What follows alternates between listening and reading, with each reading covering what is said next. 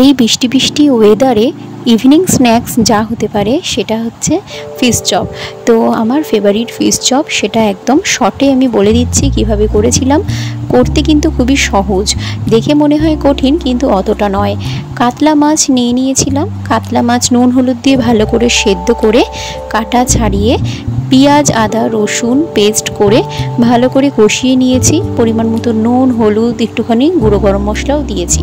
তারপরে পুরটা ঠান্ডা হয়ে যাওয়ার পর একটুখানি কর্নফ্লাওয়ারে আর ডিমের গোলায় আর ব্রেড ক্রামে ভালো করে কোট করে নিয়েছি। বিভিন্ন শেপে করা যায়, বল আকারে কিংবা একটুখানি লম্বাটে টাইপের, যে যেরকম খুশি করতে পারো। তারপরে 2 ঘন্টা মতো ফ্রিজে রেখে দিয়েছি। দিয়ে তেল গরম করে ভালো করে কম আছে সেগুলো উল্টে পাল্টে ভেজে নেব। ব্যাস রেডি হয়ে গেল ফিশ চপ। এইভাবে সহজেই ঘরেতে তৈরি করা যেতে পারে। বাইরের দোকানের খাওয়া তো যেতেই পারে, কিন্তু সেখানে তেল কেমন হবে না হবে সেটার থেকে নিরাপদ হচ্ছে ঘরেতেই বানিয়ে খাওয়া। আর পরিমাণেও সেই টাকায় অনেকগুলো হবে, আর খেতেও অনেক ভালো হবে আর হেলদিও।